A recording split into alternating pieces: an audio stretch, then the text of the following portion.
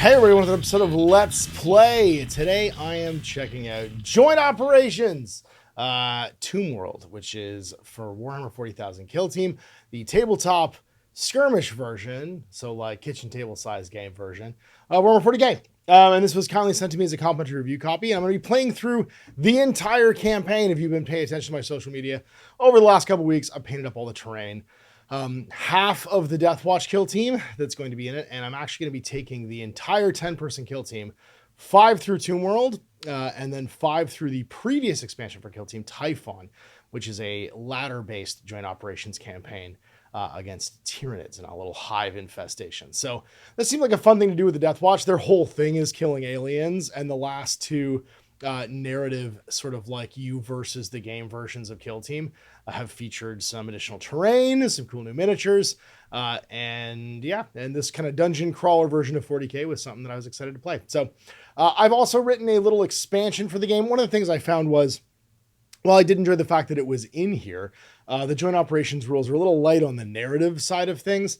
Previous editions of Warhammer 40,000 Kill Team had something called Spec Ops missions in it, where you don't experience, take injuries and stuff like that. And so without that, I just felt like I was playing a bunch of games against a sort of like AI.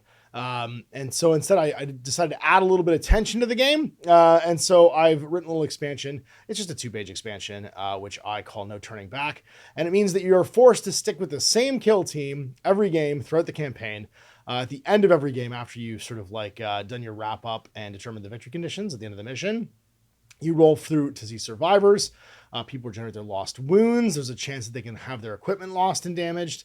And then, of course, there's a chance that the intel that they gained by playing through the mission can lead to them having some additional resources in the form of some command points. And if they get multiple bits of intel, they might even find some universal equipment cards that they can add to the stack and have more equipment than normal. So without further ado, we're going to do mission number 1. Now, I was very excited about the terrain in here, and I got a couple of like review notes about the Tomb World terrain. The previous sort of like dungeon version of Warhammer 40K Kill Team was called Gallowdark, and that terrain was notoriously ill-fitting. It was laborious to put together, it was a really tight fit. I did a lot of damage to it just taking it apart and putting it together through the few missions that we played, and so I was really excited to see that this terrain set was way easier to assemble. You can do a map layout like in a few seconds, basically. It's maybe like 30 seconds to set a map layout up. The only downside is, and it's particularly obvious in the first mission, the map layouts presented in this book are not accurate. You actually can't make map number 1 in this map. The joins are not working. So for instance, if you're going right to left, B3, 4, 2, there's no pillar pieces to put them together. So I've had to kind of as closely as I can approximate the map layouts from this. It's disappointing. I really like the idea that they're putting these joint ops sort of like collaborative solo and co-op missions in the books, taking a little bit of emphasis off of the matched play tournament way of playing Kill Team. But they clearly didn't playtest them, because if they'd playtest them, they would have known that the map layouts that they generated didn't function. So we'll see how much that happens. But this first one, if you're trying to match the map that I made to the map that's in the book, if you have a copy of Tomb World, you're going to find that I have made the best job that I can of what's on page 78. So yeah, let's dive in. We'll take a look at the kill teams. If you're a patron, you can of course download my No Turning Back little set of addendum rules for the mission. It'll be linked on this video on Patreon. And yeah, we'll jump in and start playing the game. All right, and here we are set up for some Tomb World. Mission 1, the Shifting Labyrinth. So we can see here all of my painted up Tomb World stuff. We have our Necron warriors, scarabs, some Canoptic macrocytes. You don't actually need the specialist macrocytes, but I've painted them just as extra warriors in case I roll many. And then I've got my tomb crawlers. Now, these are NPOs, and they have special NPO data cards along with a Tomb World event card that will be following the current sort of alert level of the tomb. So one of the rules for this campaign is the deeper we get into the tomb, the higher the alert level will go, the more active the tomb becomes. What this means is the more actions that are allowed that these guys take, the more likely it is that I increase the threat level. It starts at 1, and as it increases, a player performing shoot actions will increase it unless it has silent. If you do a fight action, unless the NPO is incapacitated and they're not visible to anybody, so if you kill somebody quietly and quickly, it won't raise it. If you perform any other action that inflicts damage to an NPO, or if they themselves shoot or fight, it will go up. In addition, on a 4+, when I open a door, it might go up. And whenever we perform a breach, it always goes up. And then on a 4+, you might get an additional one because it's so noisy when you blow through walls. Still roll for initiative as normal against the NPOs. And if the NPOs win the roll-off, they will always choose to have the initiative. So they'll always go first.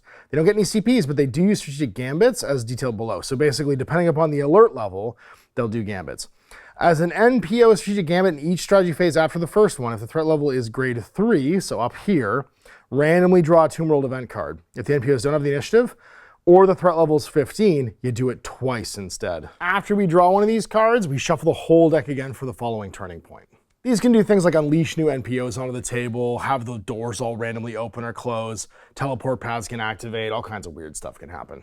On top of any events that might take place, every turn after the first, you set up a number of new NPOs based on the current threat grade. So it's always going to be threat grade 1. So 1 always shows up, but between 6 and 10, 2 will show up, and 11 to 15, 3 will show up per turn. So there's always more guys piling onto the board. Any mission where the threat level starts at 0, all the NPOs are dormant. They don't actually activate, and you always have the initiative. Normally it'll start at 1. Until then, you're basically sneaking around through the Tomb World and nobody knows you're there. We have a simple threat principle for all the NPOs, but basically it's make your best judgment as to what they would do to best try to win the game. When they arrive for the reinforcements, we're gonna roll, and each of the hatchways is a potential arrival point. They teleport in. You can see this little like mystical fire starts. We'll be numbering them will be 1 to 6 going clockwise. So 1, 2, 3, 4, 5, 6. Whenever you set them up, you're always going to go on the idea that you want them to prevent you from winning, and they're best able to perform shoot, charge, or fight actions determined about what their behavior is on their card. And everyone's behavior will be dictated by the class. All right, so with the Tomb World decided, we have a few additional things we need to talk about. That's going to be the fact that I can breach breaching points. So some of these chunks of walls can actually be blown open, and there's specific rules for doing so. Basically, any model that has the words breach marker, grenadier, or mine on their data card, or has a weapon with piercing 2 or piercing crits 2, can attempt to breach it. You do a 1 AP action instead of as a 2 AP action, the breach. Now, a breach is basically you make an attack roll 1d6 for each of the operatives that's on the other side of the access point, and that is the access point in its control range. On a 4+, it's -1 for the APL until the next activation, and inflict damage on it equal to the dice result, rounding up and halved. The idea there is when you breach something from this side, guys behind it, chunks of shrapnel fly out behind them. So not only they get stunned and lose APL, but they might take damage equal to half the roll. Also can't breach when you've charged or shot for the turn, because the idea is that you've already basically expended the effort required to open something. But let's say this Marine was on this side of the wall. If he has something with piercing 2 or piercing 1. So for instance, I believe his plasma pistol's piercing 2 when he jacks it up. Oh no, he doesn't actually. All that means is he has to pay the full 2 AP to do this. He would then blow this out. Let's say there was a Necron Scarab Swarm in behind it. It would have its APL reduced by 1 and also take D6 halved worth of damage. Make doors where there's no doors if it's more convenient for you to go through. Lastly, there's a teleport pad. If you move on to a teleport pad, as soon as your base is completely on top of it, you can move to any other teleport pad and then complete your move going off of it. So these two are linked kind of Unreal Tournament style, so you can get across the board more quickly. Interestingly enough, if there's another model on one of these teleport pads and I move on to this one, we actually switch places. Because it activates the teleporter. So let's say they ended their move on this one and teleported over there but couldn't move anymore. We would swap spots if I moved on it afterwards. That's pretty much all the unique stuff. There will be some additional stuff that triggers just from like kind of the scenic features here, like these Necron warriors being dormant on the wall. But for the most part, those are the key features that make it different from the close quarter rules in the core book. So now it's into kill team selection. I have selected the Death Watch, obviously. I've got a Watch Sergeant. This is Dometahr. Then I've got my Aegis. This is Gaius. I have my Death Watch Bombard veteran. We're calling him Astar, because he's a robot from Planet Danger. My Marksman veteran, which is Gideon of the Blood Angels. And then we've got my Red Scorpion, Amphora, who's the Death Watch veteran here with his Marksman rifle. Because of the way we're doing Don't Turn Back, this is my team for the duration of all 6 games this campaign. They will take injuries, they will have to run intel between games, and they can potentially lose their equipment or even find new ones. Set up now for Shifting Labyrinth. The Eldritch Layers of the Necrons are mazes of death whose shifting geometries can overwhelm the unwary. Kill teams with highly advanced augury technology or finely honed instincts are forced to constantly reassess their routes or else be trapped while the tomb's hunting inhabitants close in. So the NPOs, I set up 2d3+3 NPOs wholly within player B's territory with a conceal order, spreading each of them out evenly across territory with intervening terrain within the control range when viewed from player A's drop zone. And then escape. In the setup operative step, place an escape marker in the center of player B's kill zone edge. Player operatives can move over that kill zone edge while they're within an inch of the escape marker, and any part of their base is removed from the kill zone after they've escaped. So player A's deployment, my deployment, is these squares over here. 2 squares up is player B's. This objective marker will be our kill zone escape point. 2d3+3, that's going to be 5. We're rolling for those here on the NPO generators. So 5 different ones. So it's 2 to 3 is a swarm, 4 to 6 is a macrosite, 7 to 10 is a warrior, 11 is the little tomb crawler, 12 is the one with the interdimensional isolator. So first roll out of 5. 4, it's going to be a macrosite. Second, 7, that's a warrior. Third, 5, that's a warrior. Or no, so it's a macrosite actually. Fourth is another macrosite. And then 5th is macrosite. So we'll just use the bonus ones over here. So little sentinels, just 1 warrior kind of patrolling, and the rest of it's the little repair crew. Now, if I ever roll something that my collection doesn't have painted, I'll just go to the nearest one up or down. With the threat level currently 0, they are all deployed with a concealer to try and keep me from getting to my escape point, but won't activate until it gets to level 1. So I deployed now my bombard and my watch sergeant. So we've got Dometahr and the man, the legend over here, which is Astar, hanging out next to this door, hatchway. And then Gideon, Gaius, and Amphora hanging out on the side. They're all starting concealed, and as we go into the first turning point, I have 2 command points. And yeah, we got to roll for some initiative, see what the gambits are going to be. Looks like I get a 6. The little orange dice will be for the Necrons, always. Rolling off again.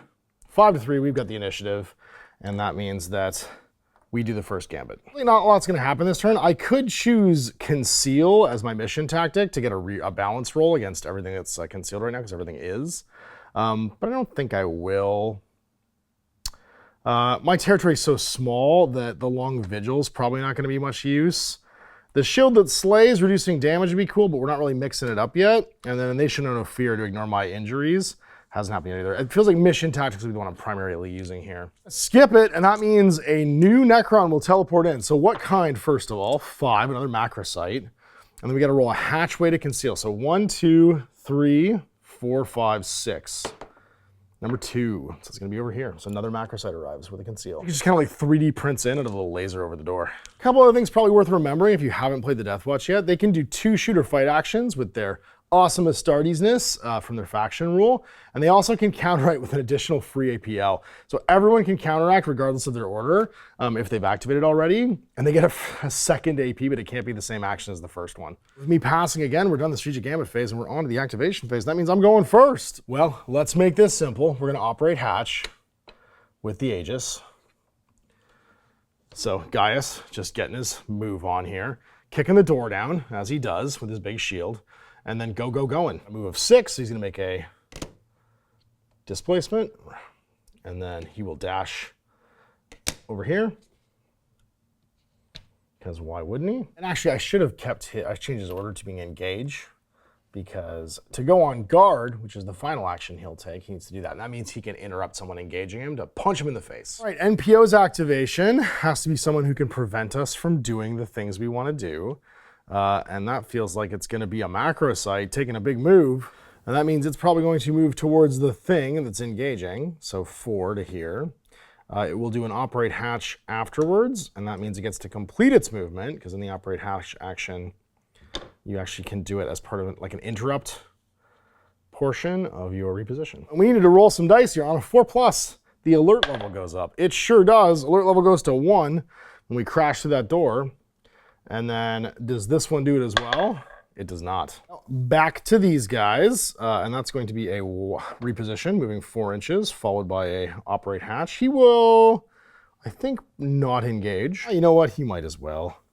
Just engage. Just do it. You guys are punching through here. And that was 4 inches, so he's got 2 more inches of movement when he comes through the door. And then he too shall dash and go on guard. Did that hatch raise the alert level? It sure did to 2. Things are getting choppy.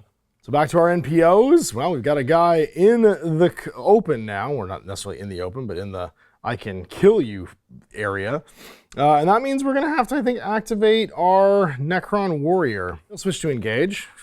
With his Gauss Flare, he's just going to move into line of fire. Which will, of course, trigger guard. Conveniently, that's going to let us pop the guard token off of him. And he's going to supercharge he's just going to supercharge a plasma shot into this guy. So that's going to reduce his defense dice pool down to 2. So saving on 4s versus hitting on 3s. 4/5 damage, hot, lethal 5+, and piercing 1. Oh, sorry, one more shot. So 2 criticals, a miss, and a hit to 0 successes. First of all, the shoot action will increase the threat level to 3. This little guy takes 14 of his 9 damage and just explodes. Silly, I might add. So his second action is not done. Do we get hot, though? We don't, because a 3+ is a successful hit, and that means no overheating. Well, then, time to keep on killing. And that means this Bombard is going to switch to active, because things are getting sporty. He's going to start moving. He can only walk 5, however, with his big, heavy frag cannon he's carrying around. So that's a move. Then he's going to dash over to here, so he can see this macrosite. Uninterrupted line to both sides. That means his cover will not stop him from being seen. Concealing, rather. And we're going to fire our frag cannon. Just a shell. Just why not? Shots on 3s, 5/7 damage, piercing 1. Just a huge space shotgun. This guy's saving on 4s. Well, he saves twice, which is nice, but that's a crit and a hit. So the 2 canceled hits, unfortunately, will not stop him from dying because it's 7 critical damage, and this guy only takes 7 damage before he dies. Our level will go up, though, from that gun. That was all 3 APL, so it's back over here. All right, well, opening a hatch with one of these macrosites, as they do. 1 APL, which unfortunately won't allow him to charge. So he's going to go lurk over here, concealing with his remaining movement. That does allow the Stalker now to activate. He will engage, and he will make a dash, followed by a move, and then guard, because it's what he does. Well, that's going to leave this guy to charge, if he can. He can't quite make a charge. So, without being able to make a charge, that means he's going to move into concealment over here, remaining hiding and not getting shot. Now, it's just Brother Gideon now left to go. He's going to remain stealthy, because he's happy with what he's doing, so he's going to move to the hatchway. Going 6. Oh, you know what? No. Maybe he'll come out and go 6. Yeah, and then he'll dash to the corner of this. And he'll be engaging and also go on guard. It's down to this final macrosite. I have to go hide behind here with his friends. Still stealthed out in concealment. That is the end of the first turning point. We're into the second. Rebels at 4, so still only 1 reinforcement NPO arriving this turn. That means we are rolling for initiative yet again. All right, so this is now when things begin to happen. So we would have event cards happen if we had 11 or more for our alert markers. And also, Auspex calibration begins. So the operatives are trying to find the exit point. And as a gambit for the bad guys, every turn we roll a d3. On a 1, the access point moves d3 plus 3 inches to the left. On a 2, it goes nowhere. On a 3, it goes d3 plus 3 to the right, because we're not quite sure where the door is along here. So initiative. Let's see who's going first. Oh, it's going to be the Necrons this time. All right, well, we've alerted them. We've started to wake them up. So they would do their first gambit. And that will be, first of all, to generate a new operative. 10. Uh-oh. Just a warrior. I was afraid that it was the 11-12 that's the Canoptic. So where does it arrive? 6. It's going to arrive back here, just right behind these guys. Just phases in. It was going to be so easy, right, guys? Until they start arriving in every direction. Well, with our 1 command point that we're gaining, I think we're going to go back down to 2, and we're going to use a strategic ploy now, mission tactics. We're going to pick Conceal as the one we're going to be balanced against. Now, ploy for the baddies. Does this move? D3. It does. So it's going to move to the right, D3 plus 3 inches. So 4 inches to the right. that's going to be 2, and then 4, right from the POV of the operatives. All right, so first activation, is it going to have the most chance of incapacitating somebody is the first one that we do, and that's going to be this little guy going ham. On his activation priorities, it means he will switch to active, so he's gonna go to engage, and then fall back if he's in melee, which he's not. So second action is always gonna be shoot. Just in the back with a Gauss Flare. 4 shots on 3s, piercing 1, so only 2 dice to save here for my sergeant. Oh, it's a hit. And 1 critical save will cancel it, and a regular save as well, so no damage. And hilariously, in order to conceal itself, it will actually perform the operate hatch action as its final action, because now it's out of line of fire. The whole point is that it's supposed to try and hurt me as bad as possible if it can, and then move to an ideal position. So it's just gonna slam the door so I can't fight back at it. First activation done. Time to keep on keeping on. This guy's concealed, which means I need to get right up next to him. Or I could do a hatchway fight. So charging, he has to get in range of the doorway, which he shall, remaining engaging. And he gets to fight through the door with a hatchway fight action. Macro Sight has Claws and Tail, 4 attacks, 4+, 3/4 damage. It is an aggressive defense construct. If it dies, and there's an enemy operative within 2 on D3 2+, it takes that much damage. Power Weapon has 5 attacks, 3+, 4/6, lethal 5+. Let's see how this fight goes. All right, well, it can take 7 damage, and I'm on 5s here. I do get the balanced rule because it has a conceal order, so I will roll that again. And that means 2 crits and a hit. I get to strike first, so I might as well hit it with a crit. Oh, you know what? I could just parry one of its hits to start off with. Can't parry either of these, so it'll do damage instead. And that will be 3 damage. Sergeant from 15 down to 12. And hilariously, I wouldn't have taken any damage if I just remembered to use my digi weapons, because I could just automatically do a point of damage to it before the fight starts and then have crit it and killed it. But I'm not gonna take that back. I'll remember that for next time, because now I'm just gonna slice its head off. His shoot action, actually up to the alert level to 5, and closing that door on a 4+, did not increase it again. Take a little damage on the boss here, but I'm not too mad about it. Now I get to activate my Sanctus 5 Bioscryer cuff and remove D3 lost wounds. And remove 2 wounds, so I'm up to 14. That was charge, hatchway fight. I guess I can go on guard, or no, I don't think I can go on guard. I can because it's considered a shoot action, so I'll just go on guard as my last one. Well, here we go. The charging begins. So this little guy's gonna switch to engage. He'll come piling out to charge the stalker. Now what's fun about that is the guard token will go off and he will get to fire at -1. By doing so, I cannot retaliate. So taking the heavy shots, because I haven't moved yet this turn or activated, I will hit on 2s, means 3s.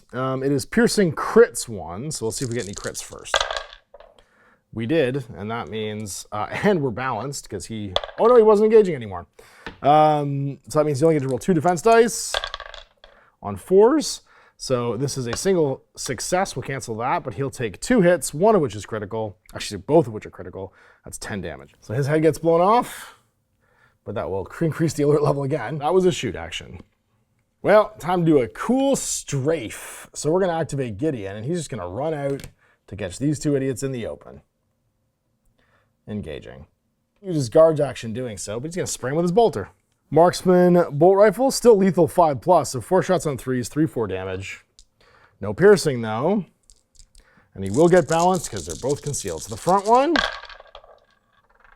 with a balanced. So 2 crits and 2 hits. Actually, sorry, 3 crits because it's lethal. So these 2 can cancel 1 of the crits. And that's a hit and 2 crits. And that's a total of 11 damage. So his head gets blown off. Alert level goes up to 7 because it's not silent. And then because he's in Astartes, he can go again and shoot this guy. Same exact thing on 5s. Rerolling for balanced. And that's 2 crits, 1 successful save, and that will be, again, 11 damage. And blow this guy's head off. We go to alert level 8.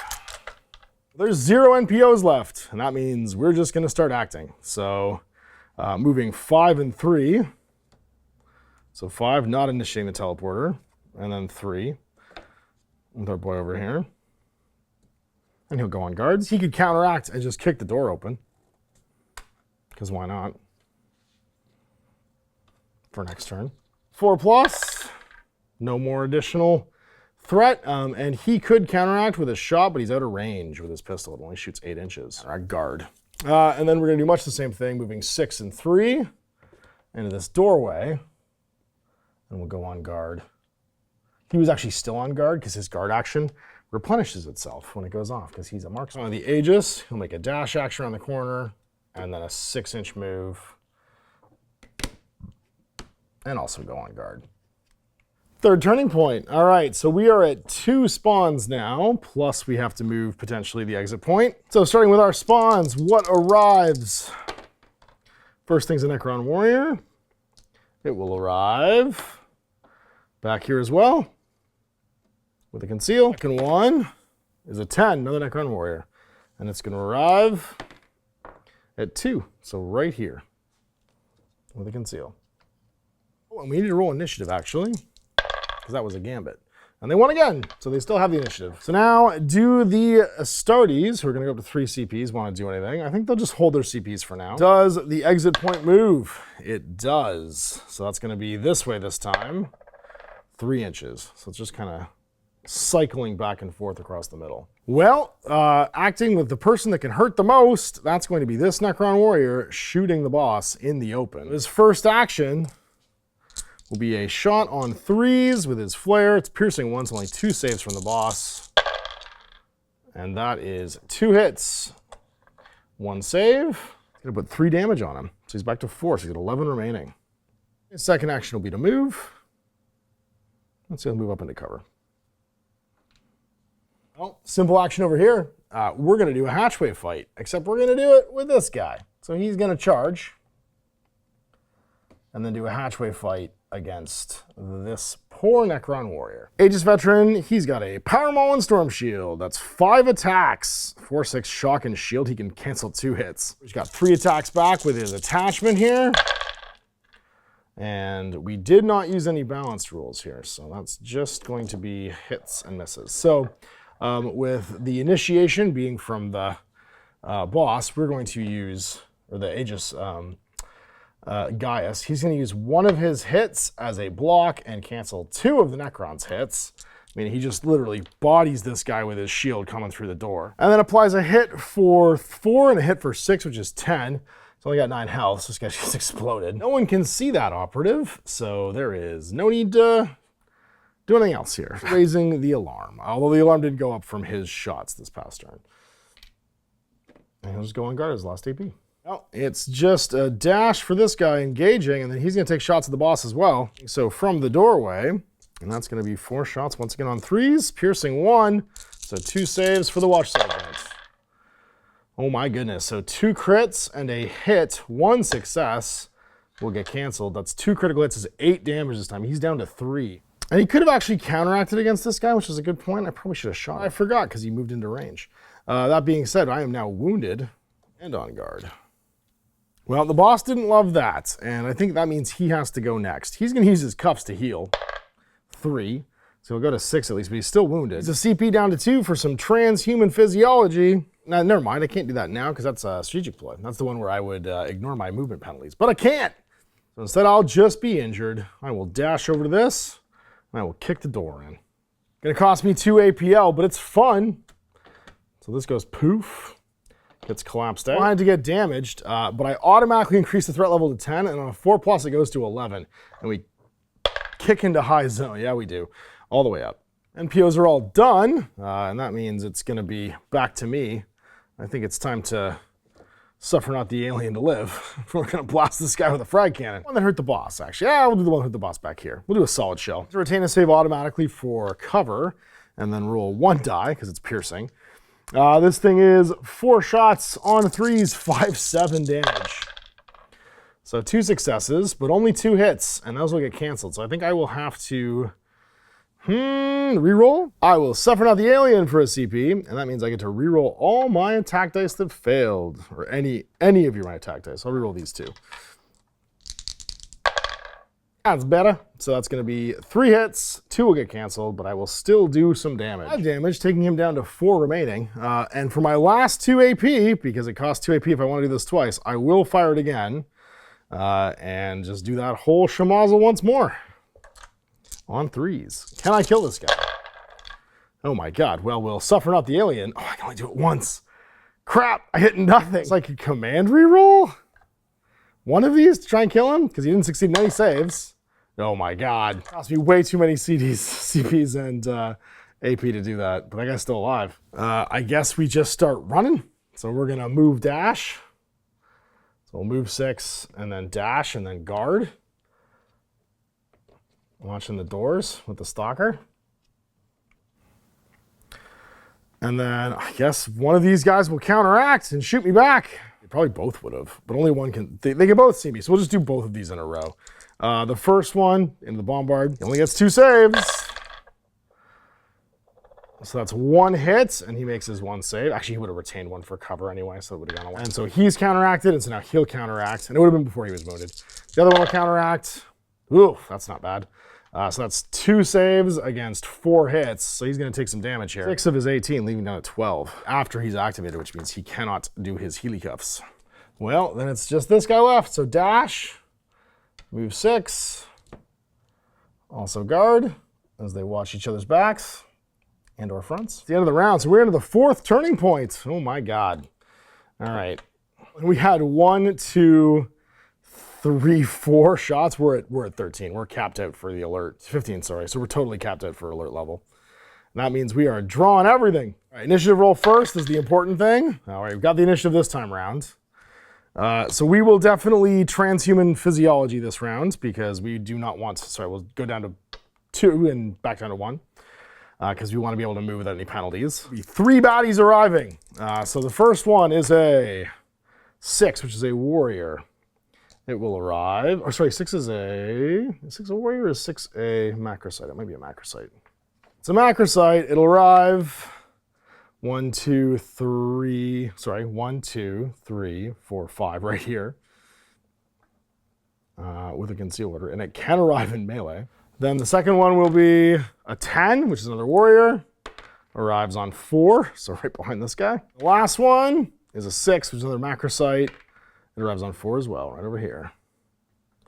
And it can arrive in melee. No other gambits. Actually, you know what? No, we will. We're going to have the Deathwatch Disruptor veteran do a gambit to use his advanced Omni Scrambler. This guy is visible through the hatch. He is going to use it to go last until it's done D6 activations. So 4 activations. So they will require 4 goes before, which is basically everybody, because there's 1, 2, 3, 4 guys, and then this guy, yeah. So he'll activate last, basically, this turn. And then we gotta draw some cards. So the first one is a chittering drone, a susurrus of clicking feeder mandrels, herald a wave of swarming constructs.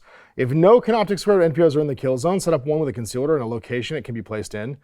In joint ops, the access point of a random hatchway is within control range and the NPO is wholly within NPO territory.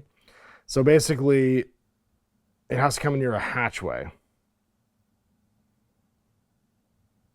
If this isn't possible, set it up as close as possible. Place it within control range of a player operative if possible. Basically, they come climbing out of the walls and they attack the agent. As we're at 15, we do another one, and they didn't win the initiative. Awakened Warrior. Denied stasis crypta of their own, a rank of dormant warriors lined in many of the tomb passages. Set up a Necron Warrior NPO with a concealer within a train feature with its control range as a Necron Warrior modeled on it. Basically, this wall, this guy over here, or this wall over here. So I'm gonna have one just arrive right here and just step off the wall. This goes from 0 to insane so fast. And then last but not least, because I have to pass again, does this thing move?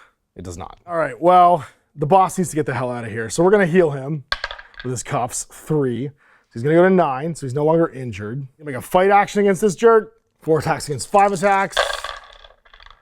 And we will suffer not the alien to live and reroll all of these, because that was terrible yet again. There we go, so 3 crits. And he can Digilaser too. He's just gonna Digilaser for a point of damage, because I'm gonna remember to do that now. And then I'll just apply a crit and kill him. Remember my Digilasers. So we'll just kill that guy. We're maxed out for alarm. And then we're just gonna move dash and get the hell out of here. So he's leaving. Then it's our boys in gray, the Necrons. I think we're gonna go with this little guy, most likely to do damage, and he's going to attack the Bombard. It's identical weapons, 4 attacks against 4 attacks. He'll strike first, claws and tail. 4 on 4s to 4 on 3s. So 1 hit to 1 hit. So he'll just strike for 3, taking him down to 9. And the bombard will strike back for 3, taking him down to 4. He'll never fall back, so he just stays in melee, stabbing. Now activated. Over to here, I think we just make an example out of these Tomb Swarms. It has 5 attacks on 4s, doing 1-2 damage. Attacks on 3s, back. Let's see if we do this. We can't suffer the alien again, so that's just gonna be 2 hits. And it'll do 2 damage to us, taking us down to 13. And then we hit it with a shock. Takes 4 damage and goes down to 6 remaining, but it loses its last attack dice from shock. He loses his guard because he fought. Actually, no, he gets a free retaliate from his guard action. He completed an action in his line of fight, so he's just gonna hit it back again. It just goes. That's a ton of damage, potentially, to him.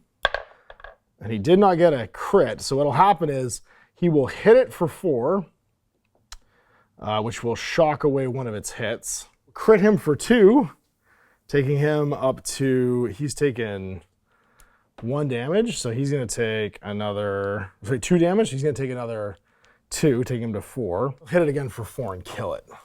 Or no, he didn't get any more. Hey, he got a 3. He got 1 more. Activate his cuff at the end of that action. Actually, no, he can't because it's not an action. It's just a guard. Technically, still hasn't activated. I guess Johnny Stalker goes. He's just going to start blasting this Necron Warrior. He's going to crash out and start shooting. So he's going to do the mobile version. He doesn't have to because he can dash to get to this. He can actually do his Stalker Bolt Rifle. But it would cost him an extra AP to shoot it twice. So I think he's just going to, yeah, fire heavy and then dash. So it's 4 shots on 2s, 3/5 damage, piercing 1. Oh my god. And then piercing 1, so 2 saves. He doesn't pass any saves, so it's this many hits. That's no crits because it didn't roll any 5s. That's 9 damage. That'll still kill him. And then he'll just dash to within an inch of this thing and leave the table. Well, Warriors are going to go, moving and then dashing. In concealed to get some line of fire over here. He's not quite, oh no, he is wounded actually, so he can't go that far. So he would, actually, you know what he would do is he would move to here and then dash and then teleport. I think we go with the Bombard next. He is going to use his cuff to heal and heal 2, so go to 11. Make a fight action, punch this guy in the face. They're both equally weedy at fighting, but he's a Space Marine after all. And that's a crit, that's 4 damage, that'll kill him. So he just punches him out of the way. He makes a dash through the door and moves over to here. And is done. Well, that's pretty simple then. We're going to move dash, concealed over to here, and try and line up some, getting rid of these guys. I think the Aegis then leaves. He's just gonna go dash out the door, go 6 this way and go on guard. Because he's all kinds done with whatever this is. We're giving chase, so that's gonna be, yeah, same thing through the hole. So we're just gonna move dash over to here. In concealment, he'll just leave. Bye. All right, round 5. It is getting sporty in here. The Necrons are all awake. It's not great. Let's roll some initiative. We really want to go first and just get the hell out of here, but we sure don't. Reshuffling the deck, we've got Tomb World's Stirrings of Horrors. Increase current threat by 1. If it's already 15, set up additional NPOs. So we're gonna have to put in 4 this turn. And then the Tomb World event card, Counter Temporal Shifting. Whenever an NPO attack dice inflicts a damage of 3 or more, on a 5+, it's -1 damage. So everything that's 3 or more damage, so all of my guns basically on a 5+ are -1 of the damage. Turn, they've activated all their resources. So 4 reinforcements. The first one, 5, will be a macrosite, showing up over here. Second one is a macrosite, showing up over here. Third one is a warrior, showing up over here in this room. And then last but not least, a warrior, and it's going to show up over here. Well, they get to go first, and that's going to be a problem for me. So Gambits, they've done those. They've done their reinforcements. I'm just going to physio. I got 1. My boss is on the table though, so nothing really to do here except continuously pass and hope for the best. So they'll go first, going to engage and taking a shot into my Aegis. 4 shots on 3s, piercing 1. His shield ignores it, down to 0. So gets his 3 saves on 2+, because that Storm Shield is badass. Oh my God, okay, well, 2 crits and 2 hits. I get a crit canceled and then 2 hits canceled because apparently I'm amazing. This guy's a hero. But still take 4 damage. 7 left, and he's now wounded. He could counteract, but doesn't have anything he can do here. And so he'll move with his next one and just try and block this guy. Well, it's Aegis o'clock. He's gonna use his cuff to heal. 3, so he'll go to 10, he's not wounded anymore. He's just gonna walk off, because bye. And the last Necron, who can't really do anything, is gonna come through this door, or hatchway rather, 6. Like so. I guess he can barely get me in cover and he'll take a shot. 4 shots, not ignoring piercing this time, but I will take an automatic save from being in cover. Hit on 3s. So that's 2 saves, 3 hits. We'll take 3 damage. Put him down to 8. He does need to heal at the end of this. So final activation, because everybody here is gone. He did not charge me, so he's not in engagement range. So we're just gonna shoot this guy with Bombard. Sit. Piercing 1. Oh my God, 2. So he cancels 2 and takes 5. We just dash off because we can get within an inch of without coming within an inch of him. And we leave. I guess we would use the cuff at the beginning as well to heal 3 and be at 11, so we're not wounded. So the game ends. We made it off. Oh my God. But we do have to do my post-game sequence. Now, luckily, nobody's out of action. So we will get to regenerate some health in between rounds. So the boss is going to get 2d3 wounds back, and that means he's going to get 1, 2, 3, 4, and go to 13. The Aegis is going to get 1, 2, 3, 4 back and go to 14. The Bombard gets 3 back and goes to 14 as well. Nobody was taken out of action or incapacitated, so I don't have to make any checks to see if any of their equipment got damaged, at least in the first mission. That's great. But I get to roll my intel. Every 6 I get is potentially a command point that I'll start the next game with. And if I get more than 1 6, I also get to draw an additional equipment card and potentially swap it out. So no 6s. We did not get any vital intel from clearing the Labyrinth. And so we go with the first mission of Kill Team Tomb World complete as we descend into the Labyrinth. That was a pretty easy one, if I'm being honest. Being able to just cross the table and push through stuff. It's not easy for a bunch of Necrons to stop some Death Watch who really want to get somewhere from getting somewhere, especially when they can punch through walls. We kind of just went noisy and loud immediately and solved everything with bullets and fists, which is pretty Astartes appropriate, if I'm being honest. They just started playing Kickstart My Heart and pounded that through their helmets and loudly let the Necrons know they were arriving. Now, the next one is Demolition Protocol. We're going to do it with a little bit of damage, though, so we've been chipped away at, and we received orders to blast a swath of destruction through this section of the tomb complex. Where the kill team's aim is to blow a stable route through the perplexing corridors, undermine overhead strata, or destroy a key location. They advanced with specialist munitions prepared.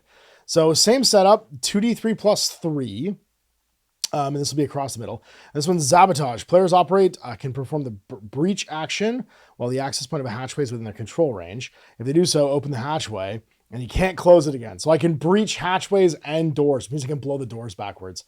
If 7 more breach points and hatchways are open with the breach action, the battle ends and I win. So I'm just trying to destroy as much stuff as possible and do a ton of damage. But it means that it's going to get noisy fast. And this one has a bunch of objectives and a bunch of tombs. And teleport pads across it. So yeah, we'll be back with that one next week. So big thanks for watching. You can check out, of course, the no turning back rules on Patreon attached to this video. And you can check out the remaining episodes of this show on the GMGW channel, which is a separate YouTube channel, which I will again link in the description to this one. So go subscribe now, hit notify, and that way you will get to see all the GW stuff on its proper channel, and then the indie game stuff will stay here on the main channel. Big thanks for watching. We'll see you for more GMG Let's Plays. Still on Ash.